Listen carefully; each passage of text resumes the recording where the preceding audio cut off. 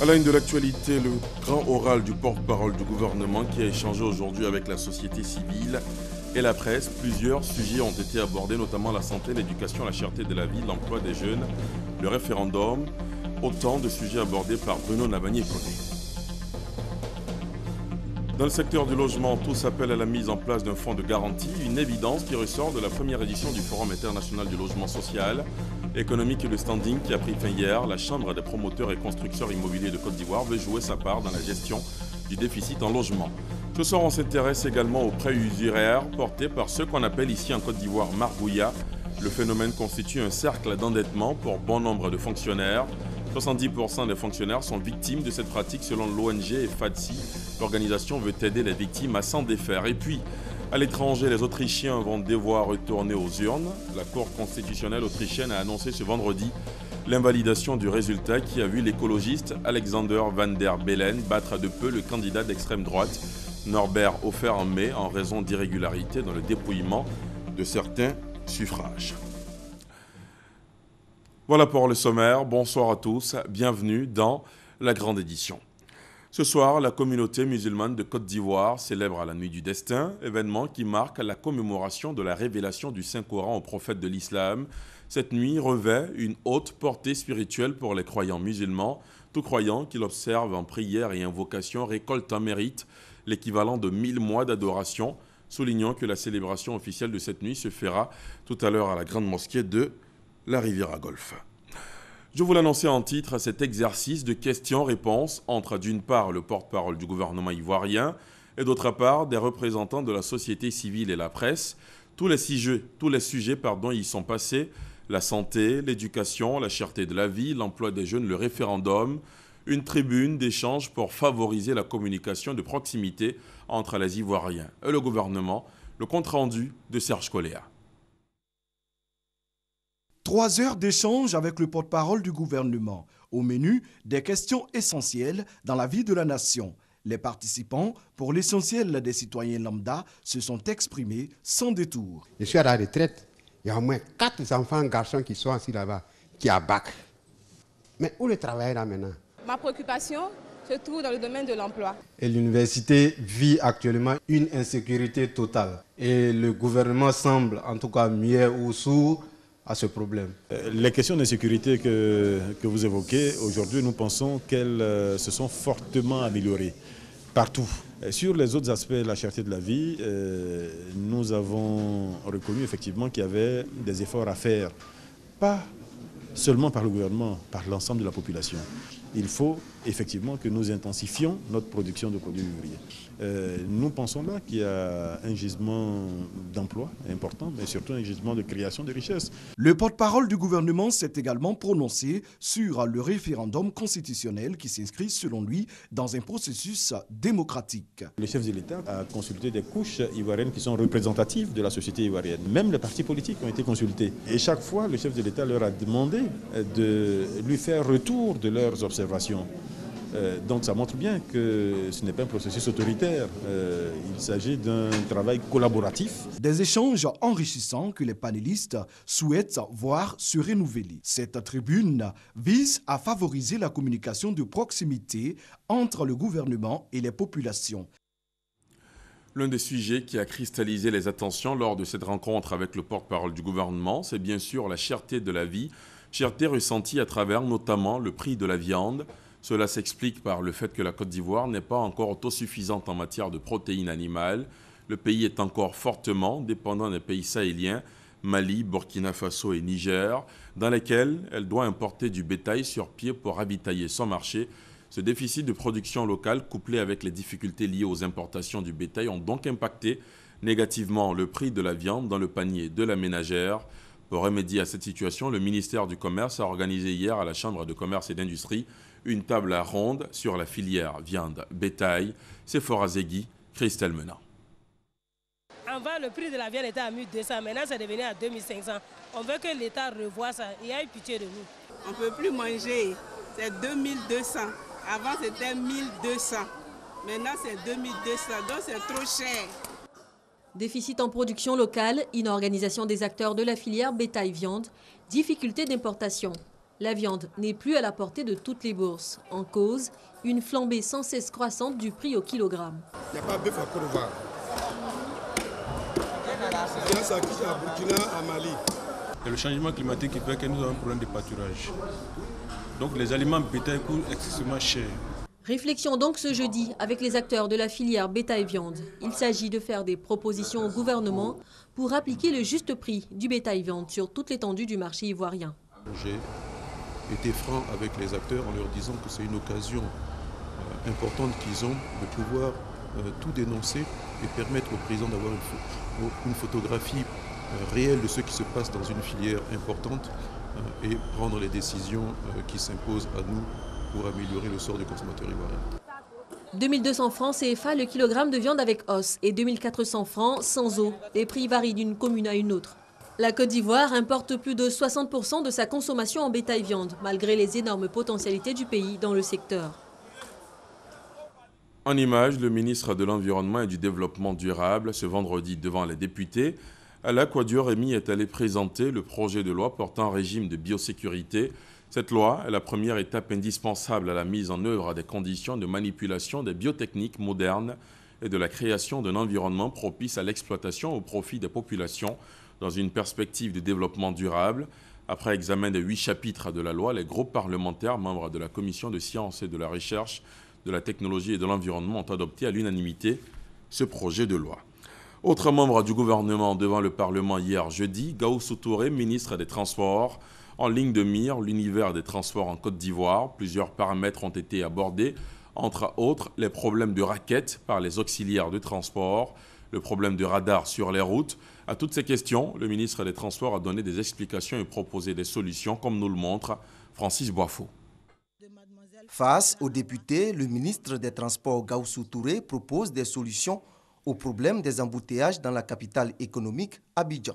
Compte tenu de l'importance du parc que nous avons, c'est par un système multimodal que nous allons réussir à régler ces problèmes. En attendant, nous allons tout mettre en œuvre aussi pour que les usagers puissent respecter les règles du code de la route pour réduire les temps perdus au niveau des embouteillages. 8000 accidents enregistrés en 2015 en Côte d'Ivoire, occasionnant 800 décès. Les élus du peuple demandent plus d'action de la part de l'État. Parlant du désordre dans les gares, Gaoussou Touré a annoncé que bientôt, les gares routières illégales seront entièrement rasées. Il a également indiqué que de nouveaux systèmes de radar automatiques remplaceront les forces de l'ordre sur nos routes. Ceci pour moderniser le secteur. Il a donné des gages forts de confiance aux actions en cours au sein de son ministère. Seulement notre satisfaction sera totale si ces solutions, ces multiples solutions se traduisent en actions concrètes sur le terrain. Concernant l'établissement des permis de conduire et autres titres de transport, des députés ont salué les efforts du gouvernement par la mise en place du centre de gestion intégré CGI. Centre qui fait désormais la fierté du pays parce que sollicité par la sous-région. Avant de quitter l'hémicycle, l'émissaire du gouvernement s'est engagé à exécuter les réformes pour le bonheur des usagers.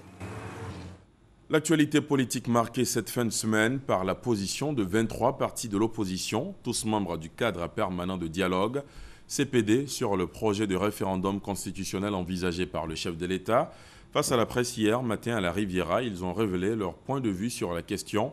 Ils s'opposent au projet. Je vous propose d'écouter le porte-parole de la plateforme, Henri Niaba. Le président de la République vient de lancer l'idée d'une révision constitutionnelle qui en fait s'avère aux dernières nouvelles être le fait de doter la Côte d'Ivoire d'une nouvelle constitution qui nous amène à la Troisième République.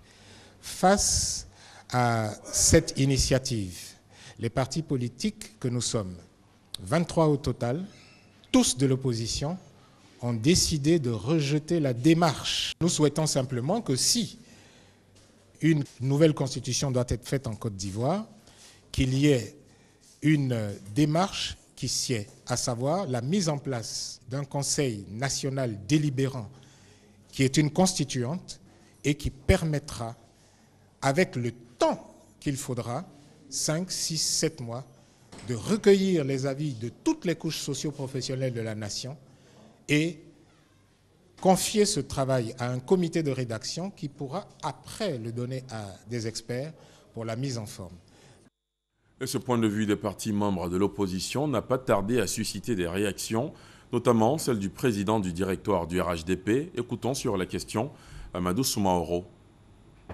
Cette constitution de 2000 est en partie à la base de tout ce que la Côte d'Ivoire a connu comme problème, de tout ce que la Côte d'Ivoire a connu comme drame.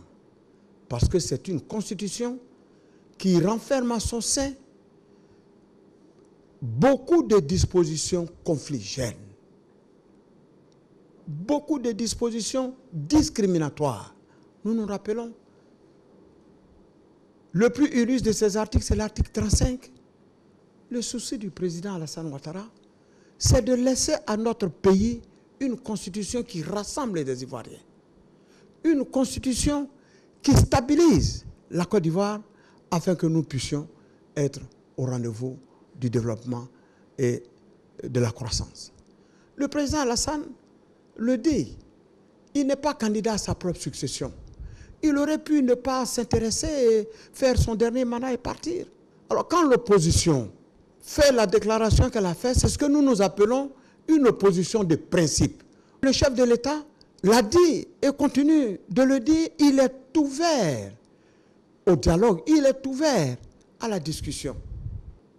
Une fois la constitution élaborée, le chef de l'État n'a pas décidé que cette constitution sera adoptée en Conseil des ministres.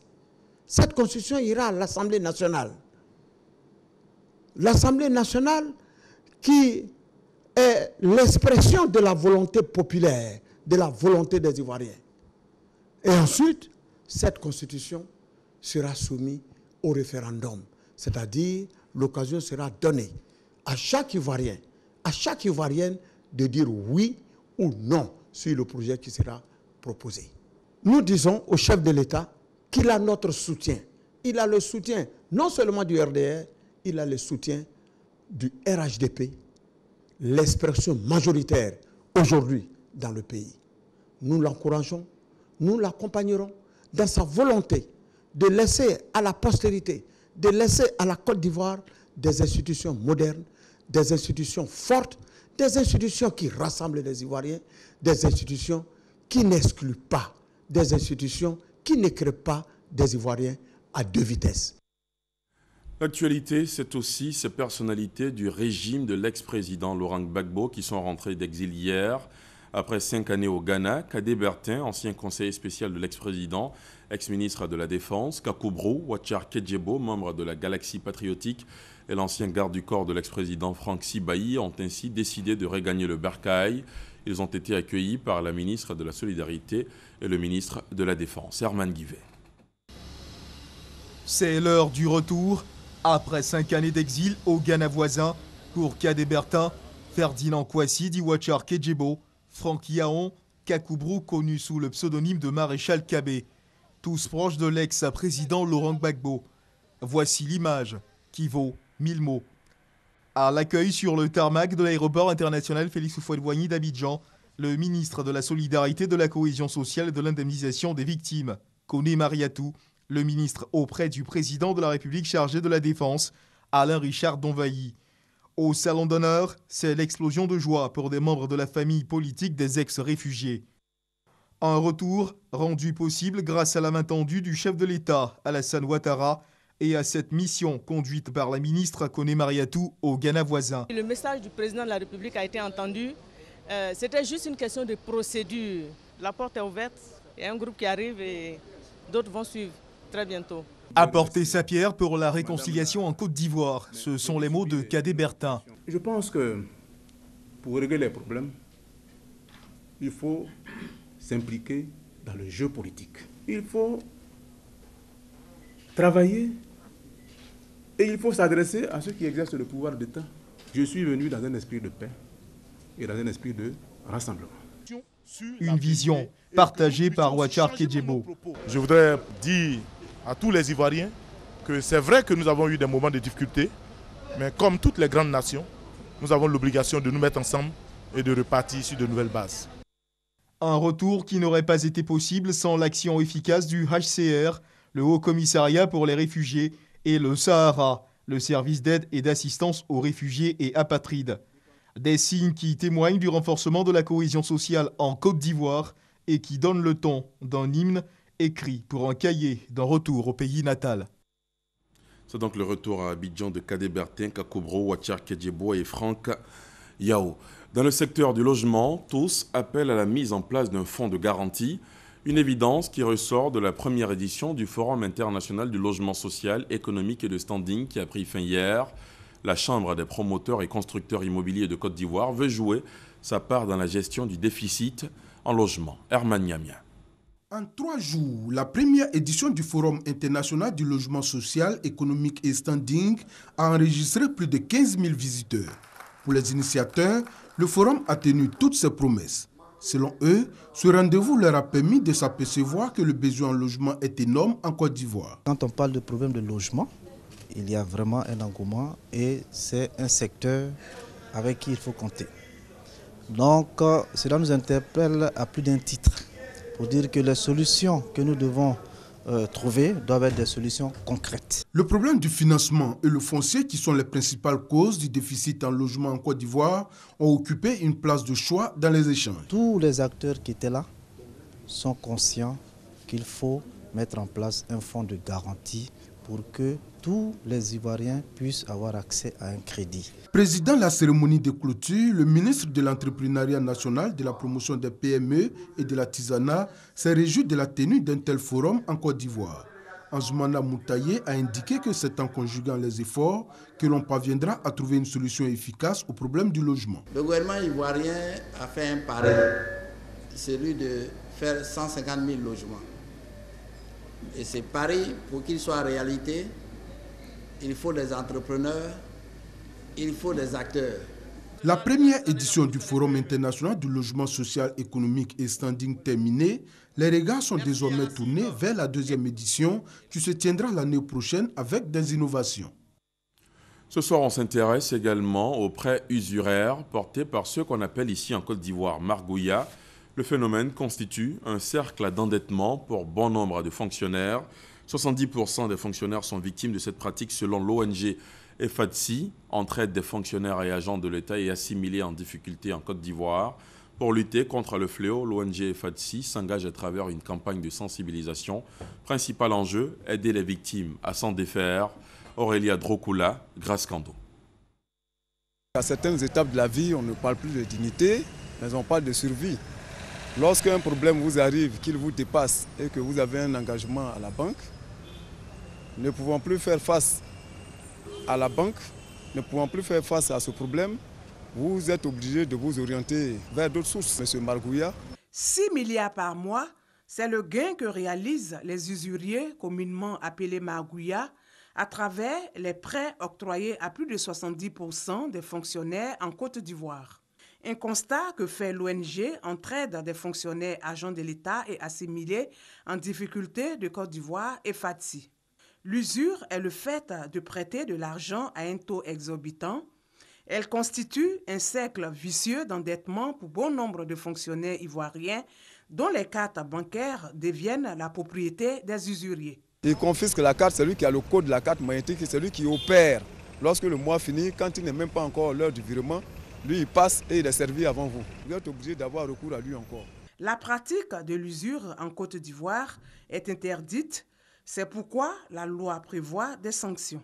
S'il est déclaré coupable, il est puni d'une peine d'emprisonnement allant de 2 mois à 2 ans et d'une amende de 100 000 à 5 millions de francs. Une action qui a des conséquences sociales et économiques sur la vie de plusieurs travailleurs. C'est le cas de près de 20 000 enseignants qui sont presque en cessation de service. Pour lutter contre ce phénomène, l'ONG FADSI lance une campagne nationale de sensibilisation contre la pratique de l'usure. Cette campagne va se faire par des tournées que nous allons faire à Abidjan comme à l'intérieur du pays. Aujourd'hui, quand un Ivoirien a un besoin pressant, urgent d'argent, il n'y a aucune structure qui en une journée peut lui donner cet argent-là. Et devant cette situation, pour éviter l'humiliation, il préfère aller vers un margouillat qui lui est prêt à tout moment à lui donner de l'argent. Donc nous nous sommes dit que si nous nous organisons pour mettre un peu d'argent de côté, si un d'entre nous a un problème, nous pouvons prendre cet argent pour lui donner. Depuis sa création en 2004, l'ONG EFAT Côte d'Ivoire a libéré plus de 300 personnes victimes des pratiques des magouillas. Dossier sur les usuriers ou encore magouillards, ici communément appelé en Côte d'Ivoire, réalisé par Aurélia Droukoula et Grace Kando. Je vous propose maintenant un tour dans l'univers des fabricants de marmites et de casseroles. C'est inédit. Comment ces ustensiles indispensables pour la cuisine sont-ils fabriqués? On le voit avec Perpétuquement et Honorine Anigori. Les marmites et casseroles sont omniprésentes dans le quotidien des ménagères. Ces ustensiles de cuisine subissent des transformations avant de se retrouver dans les foyers. Avec leurs mains habiles et les outils très rudimentaires, moules de bois, pièces de métal, quelques vieilles boîtes de canettes, ces artisans sortent de leur atelier ces marmites et casseroles. Ces ustensiles de cuisine sont prisés par les ménagères. Depuis que je me suis mariée à l'âge de 16 ans, j'utilise les marmites. Il y en a même qui ont 10 ans, qui ont 20 ans, qui ont 30 ans avec moi ici. Donc c'est très durable, c'est pour cela que nous utilisons. Les marmites importées, là, il y en a qui sont légers. Si tu utilises quelques jours après, ça pèse, ça se pèse, tu ne peux plus arranger. Alors que ce qu'on fabrique sur place ici, là, nous les connaissons et puis c'est des bons fabricants, ils fabriquent bien. Ça fait plus de 10 ans que j'ai ça. Ça prépare bien. Moi, je préfère ça par rapport à... J'ai les marmites importées aussi, mais je préfère préparer avec ça. Bon, c'est un peu plus lourd. J'ai l'impression que qu'on achète notre marmite, ça ne dure pas. Et ce qui vient chez nous, en tout cas, c'est durable. Quand tu payes, ça peut faire au moins 10 ans, 15 ans. Et c'est pour ça que je suis là. Je suis venu me renseigner comment les vend, les prix, souvent les prix varient. Je suis là. Mais le prix abordable. Oui, le prix abordable. Certains observateurs accusent ces artisans de détruire les garde-fous et certaines installations publiques pour confectionner leurs marmites. On ne vole pas. Il y a les pièces des véhicules qui sont usées, que les mécaniciens nous fournissent aussi. Il y a certaines ménagères qui viennent avec les casseroles ou les marmites usées qu'on refait. Voilà. Jamais en aucun cas on demande à quelqu'un d'aller voler. Vrai ou faux? Dans tous les cas, la matière première trouvée est fondue dans un récipient à température très élevée. Le liquide obtenu est versé dans un moule et ensuite la marmite est ôtée du four. Ces artisans exercent cette activité depuis longtemps et le métier nourrit son homme. En tout cas, ça nous nourrit bien parce qu'on est né dedans. Nos parents, ils ont fait fatiguer. Mais c'est un père de famille, je suis père de 6 enfants. Donc je me défends, je nourris toute ma famille dedans. Donc Dieu merci. Je m'habille dedans, je n'ai pas l'école de mes enfants avec. Bon, c'est l'argent, on n'arrive pas à garder sinon. Les besoins, on arrive à le faire. En attendant de réglementer ce corps de métier, nos artisans continuent de vaquer à leurs occupations sous ces abris de fortune. À partir de dimanche prochain, juste après le journal télévisé de 13h sur nos antennes, vous aurez un nouveau programme économique. Flash Bourse, une émission produite par la Bourse régionale des valeurs mobilières BRVM et la RTI en partenariat avec la BC Bourse et Piment Bleu Communication. Flash Bourse va rendre la culture boursière accessible aux populations et amateurs du monde des finances et des financiers. Le lancement a eu lieu ce vendredi. Francis Boifo. Flash Bourse, désormais dans les programmes de la RTI du lundi au vendredi à 20h45 et dimanche après le journal télévisé de 13h sur RTI 1. C'est une première dans la zone UEMOA. Flash Bourse est né de la volonté des directeurs généraux de la Bourse régionale des valeurs mobilières BRVM et de la RTI. La bourse a ses codes. Vous pouvez avoir une épargne qui du jour au lendemain passe de 100 000 à 98 000, à 95 000, remonte à 105 000, remonte à 110 000. Donc il faut expliquer tout cela aux populations. Donc notre rôle à nous, c'est de rendre accessible cet univers. Rendre accessible l'univers de la bourse avec certainement une émission qui cible les populations, les amateurs du monde des finances et des financiers. On a voulu commencer d'abord par une analyse financière technique, donc des différentes actions cotées en bourse, l'évolution des index sur la semaine et de manière quotidienne. Mais la grande innovation de ce programme, c'est d'avoir une petite capsule de 2 minutes qui permet d'expliquer avec un petit dessin animé, de manière à pouvoir expliquer au plus grand nombre le langage, le lexique boursier, le jargon boursier. Ensuite, dans une dernière partie de l'émission, nous traiterons des sociétés cotées en bourse, c'est-à-dire que chaque société cotée aura une partie du programme où elle pourra expliquer ses grands fondamentaux, tels que la capitalisation boursière, les ratios bénéfices par action. Des capsules allant de 30 secondes à 1 minute en semaine et un hebdomadaire de 7 minutes tous les dimanches. La BRVM attend beaucoup de Flash Bourse. Nous sommes passés de 80 000 comptes titres ouverts auprès de SGI à 104 000 comptes ouverts en 2015.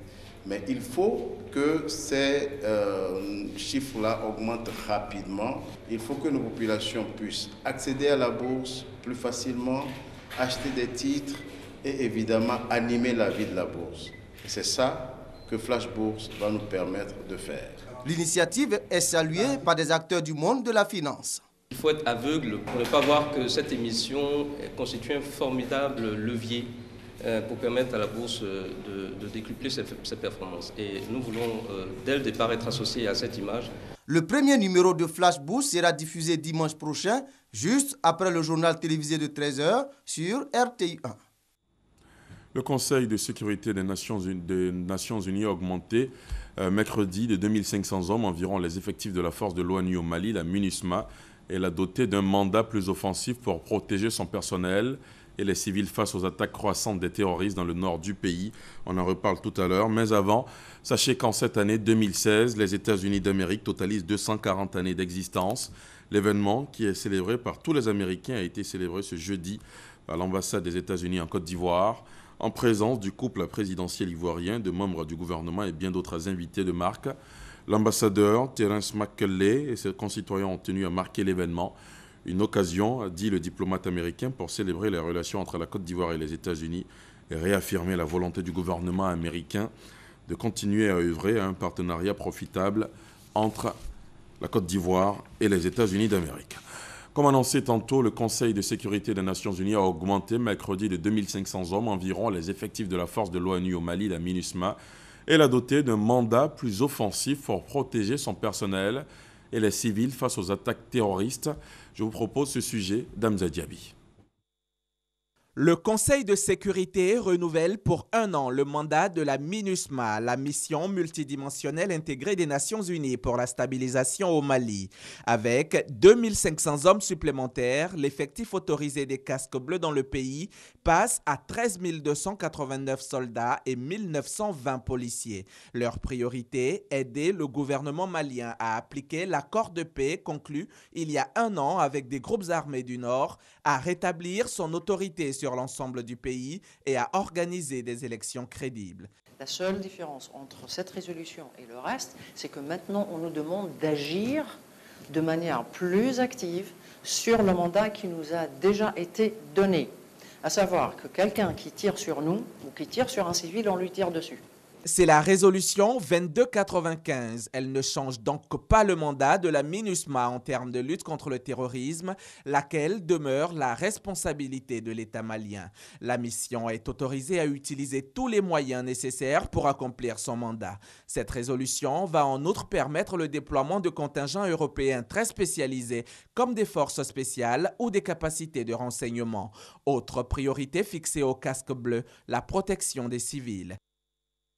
Les Autrichiens vont devoir retourner aux urnes. La Cour constitutionnelle autrichienne a annoncé ce vendredi l'invalidation du résultat qui a vu l'écologiste Alexander Van der Bellen battre de peu le candidat d'extrême droite Norbert Hofer en mai en raison d'irrégularités dans le dépouillement de certains suffrages.